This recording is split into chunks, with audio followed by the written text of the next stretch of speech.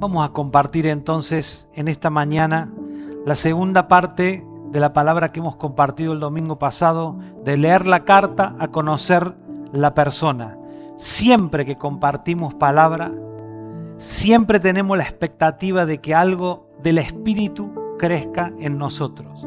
Siempre predicamos con la esperanza que por la impartición de la palabra conozcas más al Padre y por ese conocimiento la fe que te ha sido dada, que te ha sido regalada, crezca. Mire, hace algunos años había unos líderes, porque los líderes que nosotros tuvimos, al igual que los que tienen ustedes, son humanos. Y como decimos en Argentina, no sé si usted lo entenderá, pero decimos una de cal y una de arena. Entonces, esos líderes bien intencionados, pero un poquito manipuladores, nos decían: tú no viniste el domingo pasado. Y justo ese día, el Señor tenía una palabra para ti. Lo que nos hacía sentir como el gusano más despreciable de la tierra y sus alrededores. Con el tiempo nosotros nos dimos cuenta, primero nos enojamos mucho, pero con el tiempo nos dimos cuenta que la intención era buena, pero la gestión no era buena. Entonces se creó en nosotros, en esta generación de quien les habla, un sistema interno de defensa, que es imposible que Dios hubiera tenido una palabra para mí, yo no estoy, eso, bla, y se creaba esas cosas que nosotros hemos hablado muchas veces. Nosotros hemos dicho que hemos hablado de palabra incluso, del uso, del abuso y del desuso. Lo hemos hablado muchas veces. Entonces, ¿por qué digo esto? Porque con el tiempo aprendí y empezamos a ver que cada vez que nos congregamos hay comida abundante de parte del Señor. El abrazo, el saludo, la charla, la canción, la generosidad y la palabra predicada son un todo que alimentan a cada uno de los que participamos. ¿Por qué sucede esto? Porque el aporte de la vida del Señor que cada uno hace que el congregarse sea algo innegociable, ya que sabemos que en la congregación siempre va a haber alimento y entendimiento balanceado. Eso sucede cuando nos congregamos. Por eso la palabra dice: no se dejen de congregar, ni se les ocurra dejarse de congregar. Ahora, yo ya les he hablado y lo hemos hablado. Dios ya se dio a conocer a través de sus hijos y nos dejó a nosotros ¿cuál tarea? La de conocerle a Él. Esto tiene una contraparte también. El Señor está y sirve la mesa cada vez que nosotros nos reunimos, pero lo que sí es real es que tú y yo decidimos si participamos de la mesa que el Señor nos sirve. ¿Cómo decidimos si participamos de la mesa que el Señor nos sirve? Preparándonos anticipadamente para reunirnos. Si tú te acostaste a las 5 de la mañana, tú no estás aquí. Tu cuerpo está, pero tu mente está durmiendo. Tu espíritu está vivo, pero todo lo demás está desconectado. Entonces yo no podría haberme comido un asado anoche y haberme tomado 2 copas de alcohol y querer compartir la palabra hoy. Estoy jugando con ustedes. O haber caminado, no sé, 3.000 pasos, bueno, estaría muerto si hubiera caminado, pero hubiera caminado algo, hubiera salido de pesca, cualquier cosa, hubiera estado hasta las 11 de la noche en alta mar o lo que sea, y hoy pretender predicar la palabra. Hermanos, nos tenemos que preparar para venir y congregarnos, para que todo nuestro ser esté centrado, esté dispuesto, hayamos desayunado, hayamos, como dice la Biblia, tomado un buen café. ¿De dónde dice la Biblia? No dice la Biblia. Nadie diga amén, porque ¿de dónde sacaron eso? Habiendo desayunado, tomado un buen café, estado despierto, estar preparados para recibir la palabra. Y ahí donde tiene sentido y hablamos de la madurez de un creyente, porque es donde, o desde esa madurez, donde se decide participar consistentemente de la construcción que hacemos. Mire, hágase una idea así, infantil. Cada domingo que tú vienes y participas, hay un ladrillo que se pone en la pared de tu vida. Así, bien de la pared para este lado. Bien de niños, pero míralo así. Si no lo puedes o no lo podemos entender de otra manera, míralo así. Cada domingo que venimos se pone un ladrillo en la pared de nuestra vida, que es la pared que va a cercar nuestra vida para que las cosas del sistema no nos golpeen. Entonces, cuando nosotros participamos de esta construcción, se produce en nuestra vida o se debería producir en nuestra vida la transformación de nuestra vida. ¿Cuánto están felices de cómo son? Yo por la duda bajo las dos para que no digan no, bueno. Entonces, ¿cuántos acordamos que por la palabra del Señor y la exposición de la palabra de Dios nosotros tenemos que ser transformados? Mire, yo levanto hasta la que puedo levantar. Transformados. Se ve que algunos acá están felices, pero no importa, no hay problema. Seguimos adelante.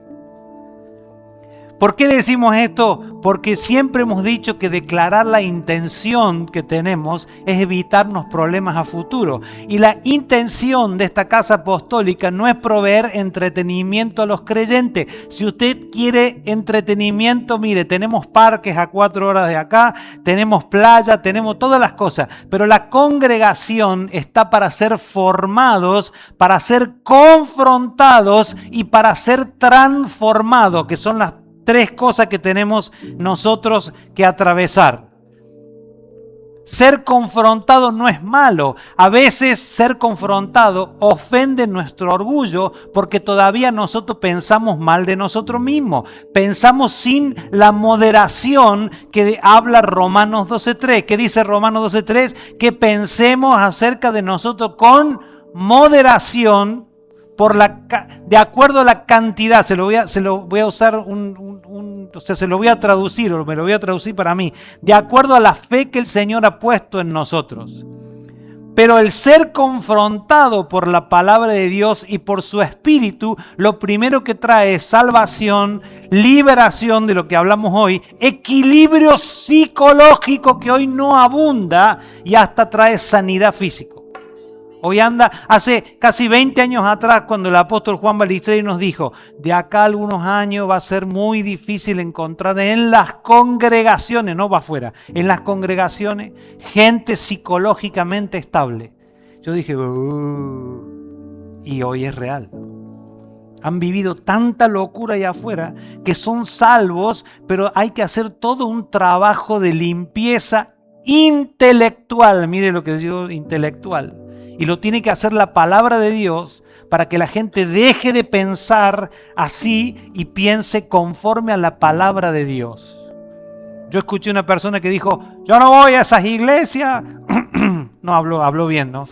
Yo no voy a esas iglesias porque ahí lavan el cerebro. Ojalá la palabra de Dios nos lave el cerebro. Que bastante encochinado con las cuestiones de este mundo lo tenemos. Y no estoy hablando de la pornografía, no estoy hablando de eso. Estoy hablando de las estructuras mentales que el mundo nos trae a nosotros desde nuestra niñez. Somos improntados, somos evangelizados. Hoy las redes sociales están haciendo un excelente trabajo. El algoritmo está haciendo si no lea lo que escribió el profeta Jonathan Lara, habló y dijo, te está evangelizando y a nuestros hijos los está evangelizando el algoritmo. Te ponen lo que tú quieres ver, te ponen todo para que tú te pases días y horas en pantallas sin poder despegarte de ahí y entender al Señor. Amados, no se puede ser formado si primero no se es confrontado. Esta confrontación, si yo no soy flojo de carácter y me vence la ofensa, trae transformación. La gente dice, no, él se ofende porque tiene un carácter muy fuerte. No, tú te ofendes porque tienes un carácter muy débil, igual que yo. Si nosotros tenemos carácter fuerte, soportamos la ofensa. La gente dice, no, él tiene un carácter, por eso se pelea. No, es débil, no es fuerte, no nos confundamos.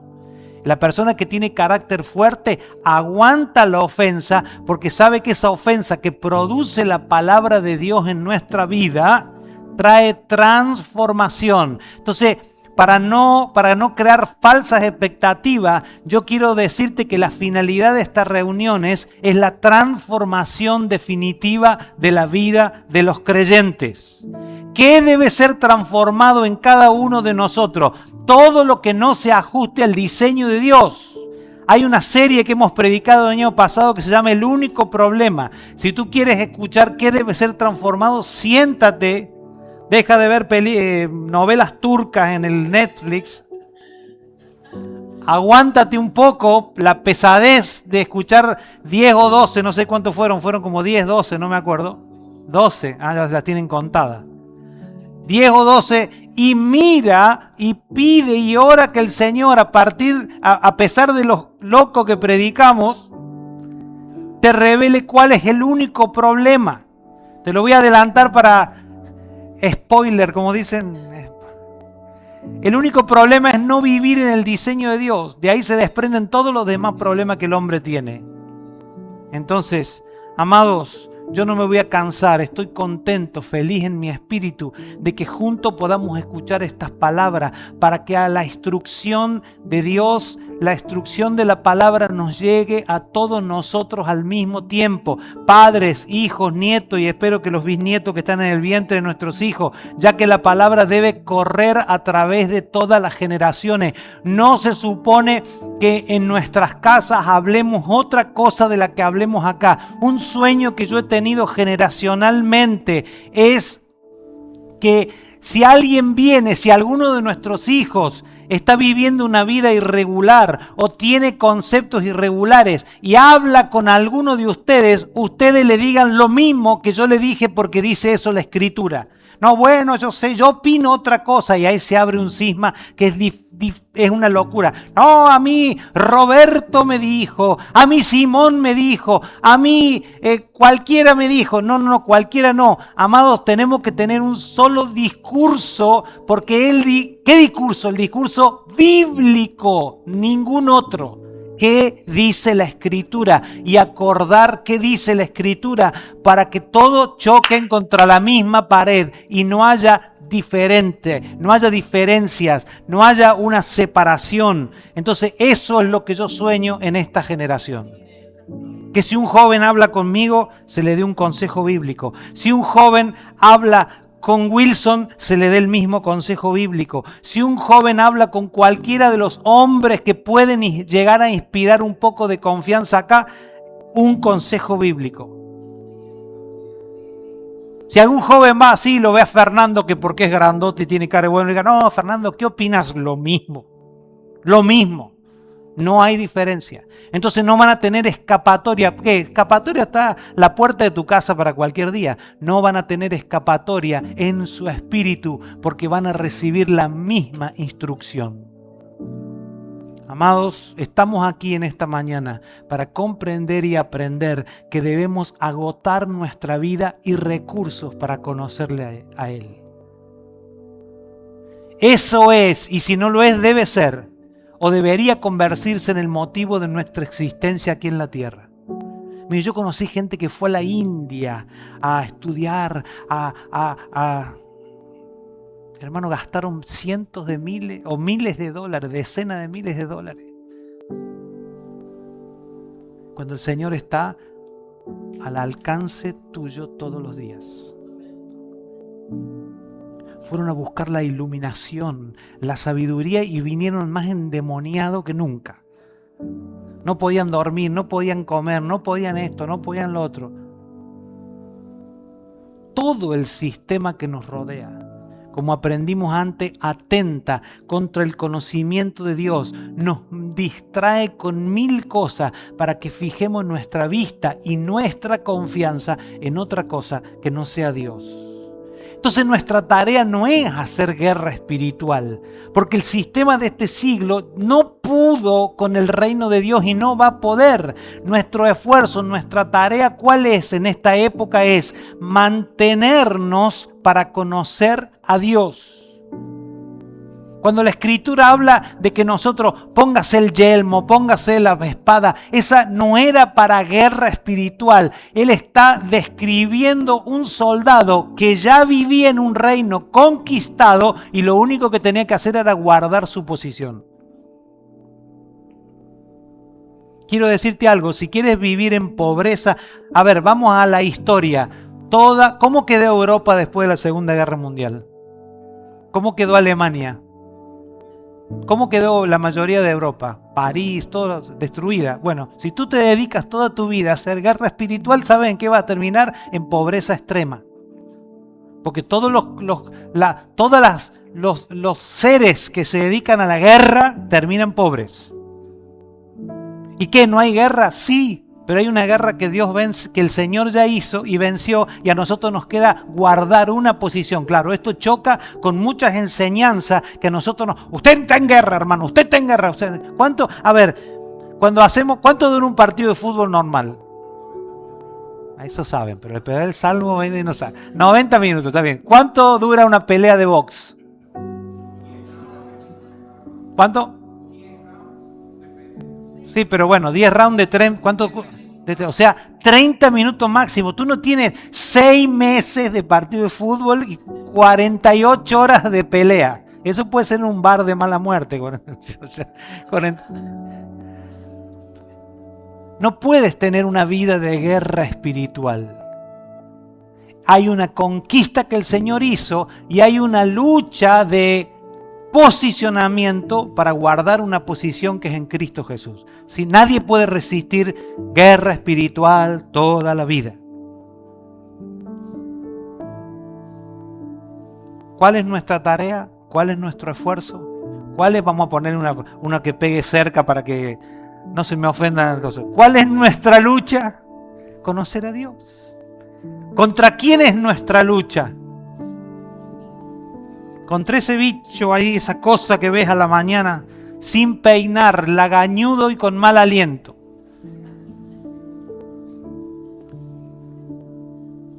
¿Por qué nuestra tarea es conocer a Dios? Porque si conoces a Dios en verdad, vas a aprender a confiar en Él, y solo por citar uno de los beneficios, toda tu ansiedad va a desaparecer, porque entenderás, entre otras cosas, que lo que vives, si no estás haciendo todo lo contrario a lo que dice la palabra de Dios, es porque estás en medio de un proceso de perfeccionamiento. Amado, la ansiedad no es algo que la psicología descubrió en esta época. La carta que vamos a leer en un momento está fechada aproximadamente 35 años después de la muerte de Jesús. Estamos 2026, así que más o menos eso tiene, vamos a cerrar el negocio en 2000 años. Hace 2000 años atrás se hablaba de la palabra ansiedad. Yo quiero decirte algo, es notable cómo la palabra de Dios abarca la totalidad, y escuche por favor esto porque a mí también me pegó fuerte, de las cosas trascendentes del ser humano. Todo lo trascendente del ser humano está en la Escritura. Los viejitos nos decían, usted tiene que leer el manual del fabricante. Nosotros los odiábamos en cuotas. No los odiábamos nosotros, los odiábamos en cuota porque te lo repetían como 50 veces. Y usted le va así en la vida porque no lee el manual del fabricante. Y a usted le pasa esto, mijo, porque usted no lee, entonces la vena cada vez se nos ponía más así. Y quiero decirte algo, tenían absoluta razón, porque todo lo trascendente está en la Escritura. La Escritura perfila nuestra vida para actuar como Dios actúa. ¿Nosotros qué queremos cuando alguien nos hace algo? Venganza. Como decía un amigo mío, el arte de llamar una gansa. Venganza. Venganza. Claro, si somos no cristianos, a este lo mato, le paso por arriba del auto. Y si somos cristianos, Padre, hazme justicia. Los agarré a todos ahí. Señor, tu hijo no puede quedar. ¿Y eso sabe qué es? ¿Sabe cómo se llama eso? Venganzation disfrazadation. De evangelication. Así se llama. Venganza disfrazado de cristiano. Líbrame de mis opresores, oh Jehová de los ejércitos. Ojalá se caiga en un hueco con el auto. Así de on the side. Ojalá lo parte un rayo este desgraciado o barra desgraciada. Eso es venganza. Cuando nosotros vemos y escudriñamos la Escritura, nosotros... Sí, porque dice su palabra, mía es la venganza. Please, no ninguneemos la palabra de Dios. No ninguneemos la palabra de Dios. Entonces cuando nosotros leemos la escritura, vamos a volver a la carta, porque si no esto se va a poner muy espeso, ya le vi la cara de viernes sin cheque. Si tú necesitas tener alguna definición, hay que ir a la palabra, hay que ir a la escritura y actuar como dice la escritura. Cuando nosotros actuamos como dice la escritura, el reino de los cielos se activa en esa área de nuestra vida y nosotros vamos a caminar por sobre el sistema. Es muy complicado eso, pastor. Bueno, sigamos viviendo como ahora, no hay problema. Pero no nos prometamos ni nos comprometamos nosotros mismos a que algo puede suceder, porque estamos viviendo y mirando un reino y caminando en la tierra con las leyes de la tierra. Yo conozco un Dios que creó la tierra y Él puede manejar las cosas según su criterio mientras nosotros le creamos a Él. Mientras nosotros le creamos a Él y sigamos manejando las cosas que en el criterio, en el plano terrenal, vamos a seguir luchando contra la misma cosa. ¿Qué te estoy prometiendo? Una quimera que un día va a descender. No. Señores, el evangelio es real, la salvación es real. Esto funciona para los que creen y determinan abrazarlo. Escribe el apóstol Pedro, 1 Pedro 5, 1 al 11 en la Nueva Versión Internacional. A los líderes de la iglesia que están entre ustedes, yo que soy líder como ellos, testigo de los sufrimientos de Cristo y partícipe con ellos de la gloria que se ha de revelar, les ruego, pastoreen el rebaño de Dios que está a su cargo, no por obligación ni por ambición de dinero, sino con deseo de servir como Dios quiere. No sean, ¿dónde está? No sean tiranos con los que están a su cuidado, sino sean ejemplos para el rebaño.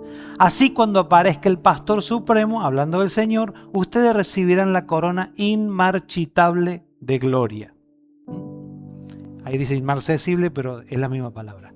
Asimismo, jóvenes, que dice el 5, sométanse a los líderes, revístanse algunos, todos, de humildad, ¿en qué? En su trato mutuo, porque, ahí les cita una palabra de las Escrituras, Dios se opone a los orgullosos, pero da gracia a los humildes. Yo no sé si lo que veo ahí es lo mismo que está ahí, ¿sí? Dios da gracia a los humildes. Humíllense, pues, imagínense a nuestra época, decirte humíllate, es una puñalada al ego humano. Humíllense pues bajo la poderosa mano de Dios para que Él los exalte a su debido tiempo. Mire el 7, depositen en Él alguna parte y otra parte en el psicólogo, otra parte en el psiquiatra, otra parte, no, depositen en Él ansiedad. Y ahí te explica por qué. Porque Él cuida de ustedes. Está bueno, ¿no? Practiquen el dominio propio y manténganse alerta. A ver, ¿hay alguno de ustedes que tenga algún hobby? ¿Sí? Cuando ustedes empezaron a practicar un hobby, si lo practican hace 20 años o lo que sea, ¿hacen lo mismo hoy que en aquella época? Yo llevé un ser acá a pescar una vez, yo que pesco desde los 8 años, o sea que no me voy a deschavar, pero pesco hace 50, y le di uno de esos riles que hay que controlar con el dedo. Bueno, se la pasó toda la bendita tarde desenredando y cada tirar, lo tenés que hacer así, diga conmigo, practiquen. No te van a hacer, lo tienes que practicar. Yo será como que esto del dominio propio no me nace, no me sale. Mira, no soy profeta, pero te lo voy a profetizar. No te va a salir, lo tienes que practicar. Acá hay un físico-culturista. Lo único que tengo que practicar los próximos 5 años. En serio, no estoy jugando. No he practicado. ¿Entienden esta barbaridad que le estoy diciendo? Practiquen el dominio propio y háganse los giles. Yo estoy traduciendo la Biblia y manténganse Alerta, ¿en qué? En esto. Porque mire lo que dice, su enemigo el diablo ronda como, no es león, como león rugiente, buscando a quien devorar. Ahí te da la solución. Resístanlo, ¿cómo? Haciendo guerra espiritual, manteniéndose firmes en la fe, sabiendo que los creyentes en todo el mundo soportan la misma clase de sufrimiento.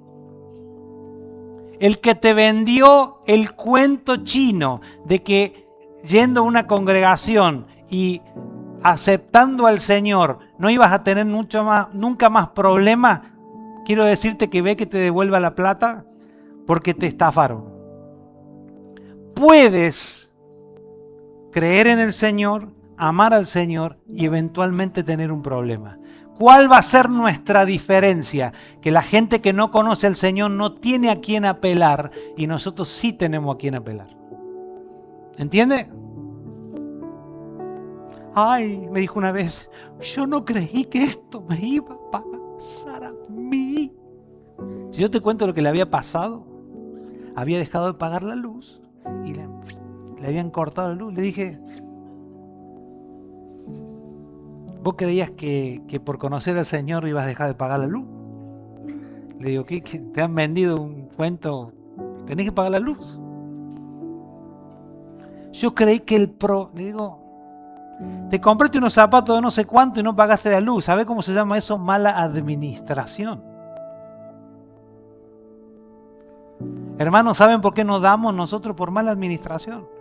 Porque dice la Escritura, y ahí tengo que hacer un alto, gastamos en nuestros deleites y no aportamos a lo que tenemos que aportar. ¿Por qué digo estas cosas? Porque es imposible que tú vayas a comer domingo tras domingo a un lugar y no pagues. Al segundo domingo, si te ven llegar, te van a meter preso. Estos son los que se fueron el domingo sin pagar. ¿Qué idea poner una cámara y los que vienen? Amados, los que somos conscientes cuando vamos a comer en un lugar, ¿pagamos? Bueno, mire, yo te lo voy a decir así. Ay, qué duro que está, pastor. Mira, acá lo único que no pagan son las visitas.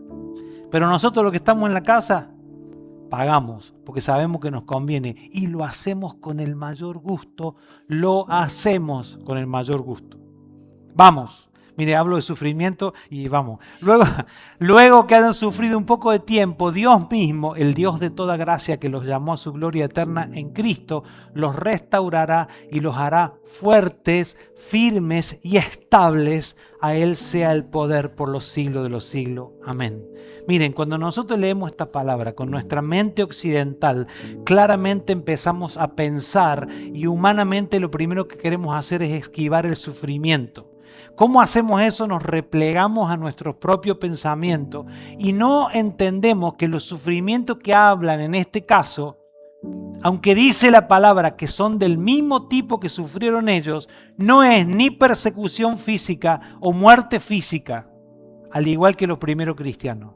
Sino que lo que nos toca pasar en esta parte de la historia, escuchen bien esto por favor, es la persecución en el ámbito de nuestro pensamiento, es la flaqueza en la fe común y aún nos toca pasar persecución en los ambientes nocivos en que nosotros nos movemos y debemos resistir.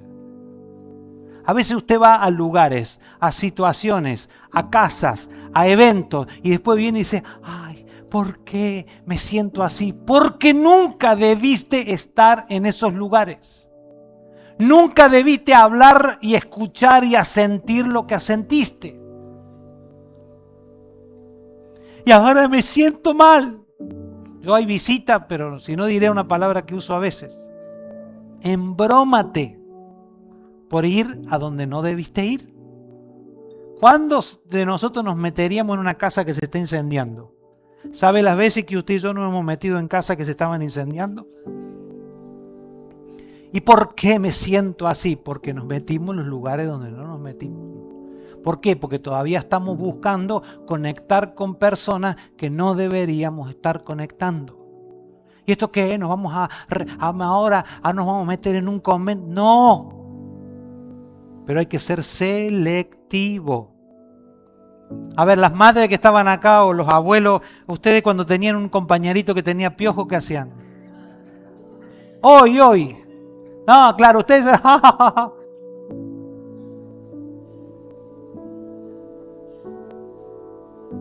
¿Y sabe cuál es el piojo de esta época? El pecado de la gente que quiere vivir y persistir en pecado. Vivir, no es que te vengo a hablar y, de verdad, no. Vivir y persistir en la vida de pecado. Vivir y persistir en la vida de maraña. Vivir y persistir y encima lo publican, encima se jactan, encima lo practican y te dicen a ti que tú eres un estúpido porque no vives así. Yo te voy a dar te voy a dar algo para que te consuele. Solamente espera 20 años y verás los resultados de una vida, lamentablemente, y oro para que esa gente se arrepienta. Así como un día nos arrepentimos. No estoy señalando. Lo único que te digo es que si no ves la oportunidad de predicar a Cristo y vas a lugares que te dañan, por favor, no seamos incautos. Es notable como el apóstol Pedro empieza a hablar de la ansiedad y luego habla de resistir al diablo. ¿Cómo se resiste al diablo? Cuando hablamos del diablo hablamos del sistema de las tinieblas.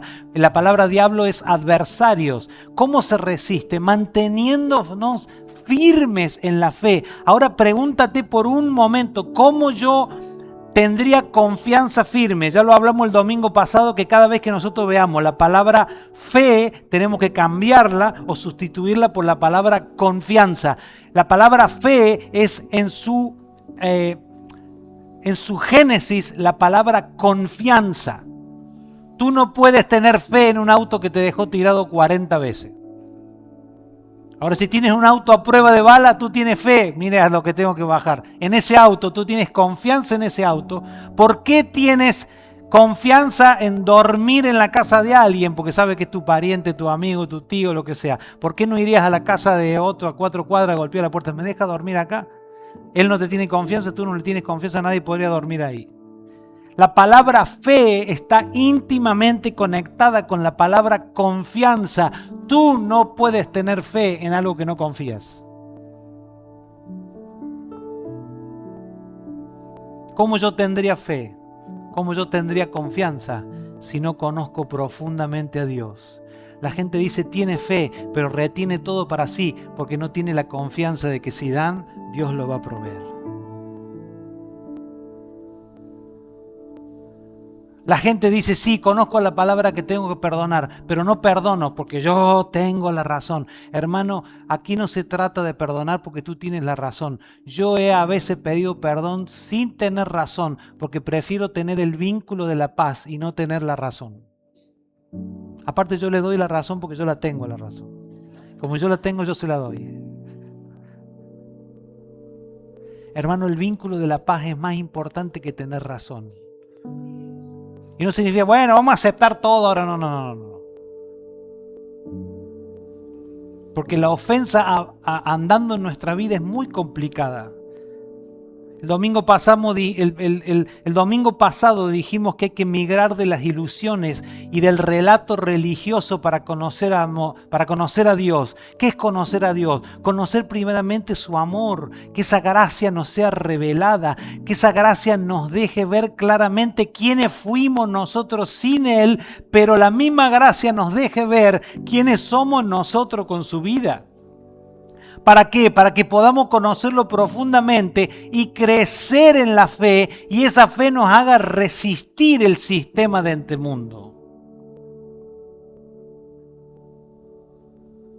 Si nosotros podemos obedecer su palabra, esta obediencia te hace y nos hace crecer y madurar en nuestro espíritu y esa transformación empieza a suceder en nuestra vida. Cuando tú entiendes y empiezas a ser transformado, ya no eres en esencia, aunque lo fuiste para enterarte desde el primer momento que entregaste tu vida al Señor, la misma persona. Ahora eres el embrión de una nueva criatura que debe crecer y desarrollarse dentro de ti. Las señoras que aquí han tenido un hijo, lo primero que tuvieron dentro fue un embrión y hoy son unas cosas así que, dirían unos humoristas argentinos, dice casi seres humanos. Unas cosas empezaron así y terminaron así. Y está bárbaro. ¿Por qué? Porque eso nos habla de una transformación. Yo me acuerdo cuando algunos de ustedes nacieron, esas cosas hermosas, bellas. ¿Qué pasó ahora? ¿Por qué cambiaron tanto? ¿Cómo se supone que sea el estilo de la vida de una nueva criatura? ¿Religiosa, insoportable, juzgadora, fanática? No. ¿Qué le pedía casi con ruegos el apóstol Pablo a los hermanos de Éfeso? Mire lo que dice Éfeso aquí. Éfeso 4, 17 al 32. Así que le digo esto y les insisto en el Señor. No vivan más con pensamientos frívolos como los paganos. ¿Por qué tienen esos pensamientos? A causa de la ignorancia que los domina y por la dureza de sus corazones. Estos tienen oscurecido el entendimiento y están alejados de la vida que proviene de Dios. Han perdido toda vergüenza, lo que hablamos hace un ratito, y se han entregado a la inmoralidad y no se sacian de cometer toda clase de actos indecentes. ¿No fue esta la enseñanza que ustedes recibieron acerca de Cristo? Si de veras se les habló y enseñó de Jesús según la verdad que está en Él. Con respecto a la vida que antes llevaban, se les enseñó que debían orar para que baje un ángel y les quite el ropaje de la vieja naturaleza. ¿Qué dice ahí? ¿Cómo dice? ¿Cómo dice? Quitarse. No puedo tirar más el jacket porque me regañaron. Así que, ¿se imaginan? No. Quitarse el ropaje de la vieja naturaleza. Miren, quitarse. Nadie va a venir a quitarte el ropaje de la vieja naturaleza. Por la palabra, por la gestión del Espíritu, tú y yo debemos quitarnos el ropaje de la vieja naturaleza. Dice que la cual está corrompida, hablando de la vieja naturaleza, por los deseos engañosos. Y nos dice que debemos ser renovados en la actitud en su mente y ponerse el ropaje de la nueva naturaleza que está creada a imagen de Dios en verdadera justicia y santidad. Entonces ahí te dice cómo te la empiezas a quitar. Por lo tanto, dejando la mentira, hable cada uno a su prójimo con la verdad, porque todos somos miembros de un mismo cuerpo. Si se enojan, no pequen. Paramos un minuto ahí. ¿Cuánto nos enojamos? Ah, bueno, tengo normales en esta mañana. Bien. ¿Sabe que te está permitido enojarte? Pero lo que no te está permitido es pecar. ¿Cómo se peca cuando uno se enoja? No permitan que el enojo les dure hasta la puesta del sol. A mí, miren, esos numeritos a mí me tienen tan podrido porque esos numeritos siguen muy bueno para buscarlo, pero separan una... ¿Cuántos alguna vez recibieron una carta manuscrita o un email? ¿Se dieron cuenta que no tiene... Acá te estoy mandando el email, San Alejandro, no, es un email. Bueno, esas cartas son iguales. Son cartas.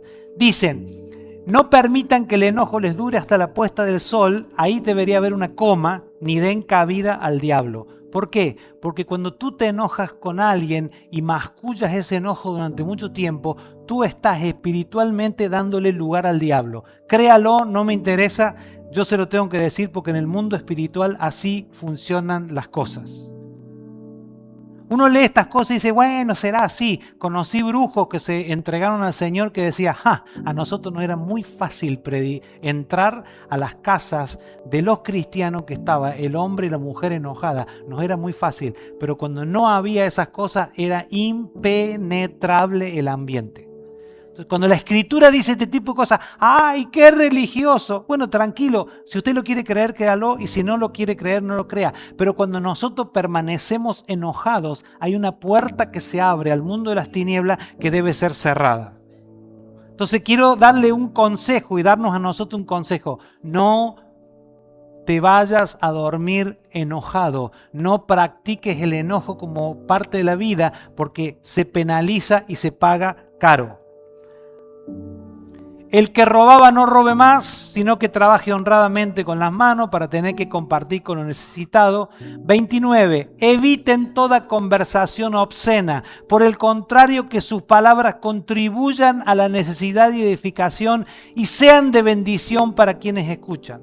No agravien, otra palabra dice, no ofendan al Espíritu Santo de Dios con el que fueron sellados para el día de la redención. ¿Sabe qué nos decían los viejitos a nosotros? ¿Vos tenés a Jesús adentro? Claro. ¿Qué vamos a hacer menos? Claro. ¿Dónde vos vas, Jesús iría? Eso que ves, Jesús lo vería. Las cosas que hablas, ¿las diría el Señor? Gracias, Jorge, nos vemos. Ahí la ofensa era paf, paf, paf, paf.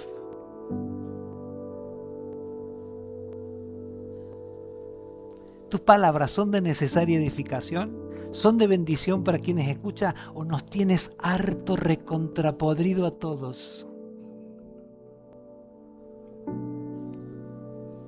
No agravien al Espíritu Santo con el que fueron sellados para el día de la redención. No ofendas al Espíritu de Dios, así como no ofenderías a tu esposa, así como no ofenderías a tu esposo. No lo ofendas. No nos conviene ofender al Espíritu Santo. Al Espíritu del Señor hay que agradarle, así como agradas a tu esposa, así como agradas a tu esposo, pero más arriba. Qué lindo cuando se pone el ambiente así. Abandonen toda amargura. Pero ¿cómo abandonen la amargura? Si a mí me hicieron, abandona la amargura.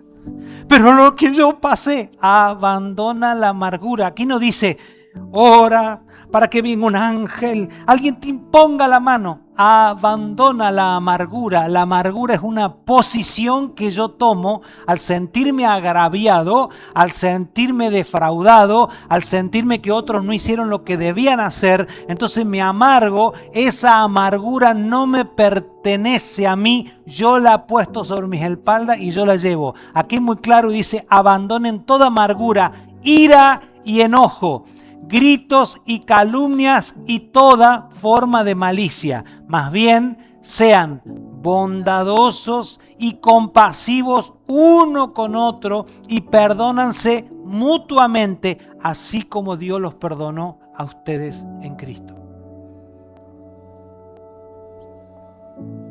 Por eso yo dije que en la Escritura está nuestra calle de comportamiento. Y si los otros hacen, tranquilo, déjalo a los otros que vivan como quieran. Un día tú serás un espejo donde ellos se querrán mirar.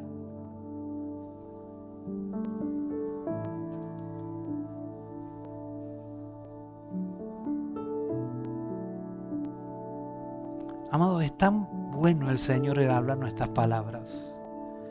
Es tan bueno el Señor a través de esta palabra dándose a conocer. ¿Qué es lo que nos queda a nosotros? Con esto cierro. Si el Señor se ha dado a conocer a través de su palabra, si el Señor se está dando a conocer a través de la Escritura, si el Señor se da a conocer a través de lo que hablamos, ¿qué nos queda a nosotros? Conocerlo a Él. Quiero cerrar el mensaje en esta mañana que nos ha convocado por 2 domingos con la palabra del profeta Jeremías. Dice Jeremías 9, 23 al 25. Esta era una canción que nosotros cantábamos cuando éramos niños en lo que se llamaba la escuelita dominical. Como decía un amigo mío, no había cosa más loca que ir los sábados a la escuelita dominical. Pero bueno, era parte de la locura de aquellos tiempos. Jeremías 9, 23 al 25 dice, así dice el Señor, que no se gloríe el sabio de su sabiduría, ni el poderoso de su poder, ni el rico de su riqueza. Si alguien ha de gloriarse, que se gloríe ¿de qué? Y de comprender que yo soy el Señor, que actúa en la tierra con gran amor, derecho y justicia, pues es lo que a mí me agrada, afirma el Señor. El 25 lo vamos a dejar fuera.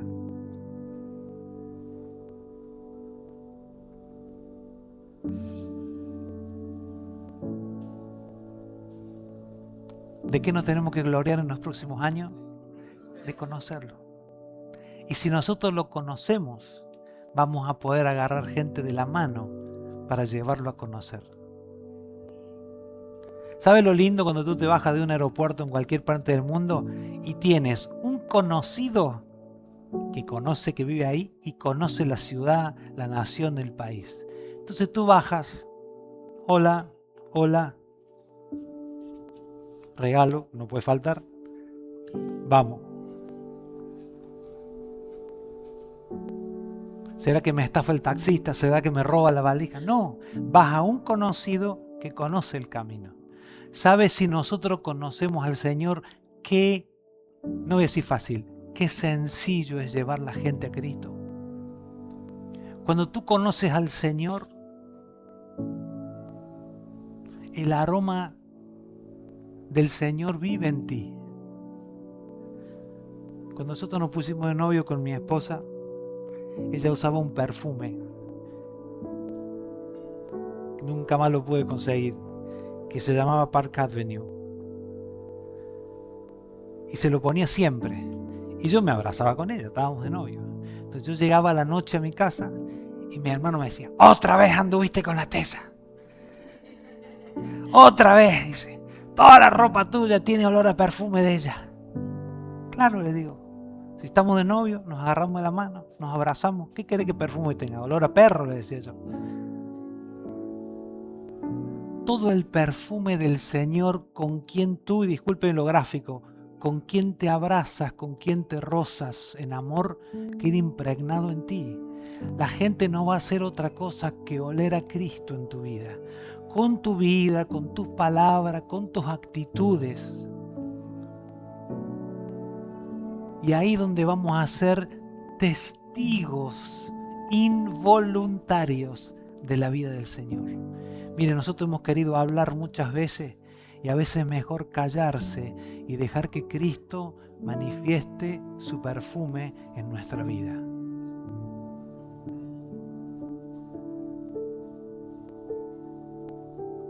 Vas al médico y te dice, usted está enfermo. 3 palabras que demuelen tu vida. Después de un proceso vas al médico y te dice, usted está sano. No te dan un discurso, ni te explican todo lo que aprendió en la universidad, en la cátedra, ni en sus 30 años de experiencia. Son 2 sentencias que cambian tu vida. Son pocas palabras con un impacto como la que no habías tenido en tu vida. Amados, el predicar al Señor, el expresar al Señor, el conocer al Señor, es el tesoro más grande que nosotros podemos tener. ¿Por qué? Y no soy ejemplo, solo cuento un testimonio. ¿Por qué he vivido en confianza del Señor durante todos estos años? Porque a los 19 años tempranos el Señor me prometió que iba a mantener mi vida. Conocí una fase del Señor, el Señor proveedor, y hasta el día de hoy mantiene mi vida, sin faltarnos absolutamente nada. Absolutamente nada. Conozco al Señor por su fidelidad. Conozco al Señor como proveedor. Conozco al Señor como guardador. Conozco al Señor como un Dios de milagro. Conozco al Señor como un Dios que guarda su palabra. ¿Cómo yo podría desconfiar en Él? Amados, te invito a que te pongas de pie en esta mañana para terminar y leerte esta palabra.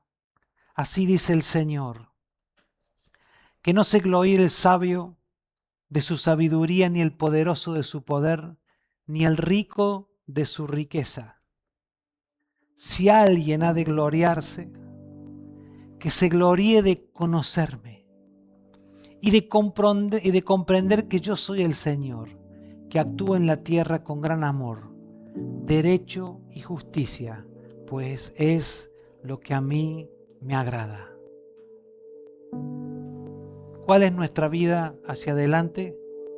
Amor, derecho y justicia. ¿Qué dice la Escritura que es el reino de los cielos? Justicia, paz y gozo. Por eso le vengo repitiendo ya hace varios años que si comemos la palabra de Dios, nuestro final no va a ser un final cruento. Nuestra vida no va a ser una vida de amargura. Nosotros vamos a terminar comiendo pan de gozo. Comiendo pan de gozo. Padre, adoramos tu nombre. Démosle gracias al Señor por su palabra hoy. Señor, te damos gracias por tu palabra. Te damos gracias por el amor, Señor, que nos has dispensado en toda nuestra vida. Padre, que a través de esta palabra, mi persona, nuestros hermanos, mis hermanos, nuestros hijos, nuestros nietos, nuestros bisnietos, Señor, en lo que a nosotros corresponda, puedan conocerte, puedan conocerte, puedan conocerte. Señor, que esta gracia y este favor se manifiesten en todos ellos, en todos ellos. Señor, que lo que no se ha podido hacer hasta ahora se haga. Señor, que lo que no se ha podido lograr, y no estoy hablando de economía, se logre, aunque lo incluye, se logre. Señor, que el equilibrio en la vida de mis hermanos y en la mía sea manifiesto en todos nosotros, no solo dentro de estas cuatro paredes, sino afuera, en el mundo real, donde debemos expresar su nombre. Padre, te damos gracias, te damos gracias, te damos gracias, te bendecimos, te honramos, Señor, te honramos, Señor. Te honramos, Señor. Bendito sea tu nombre. Bendito sea tu nombre. Bendito sea tu nombre. Señor, gracias. Gracias.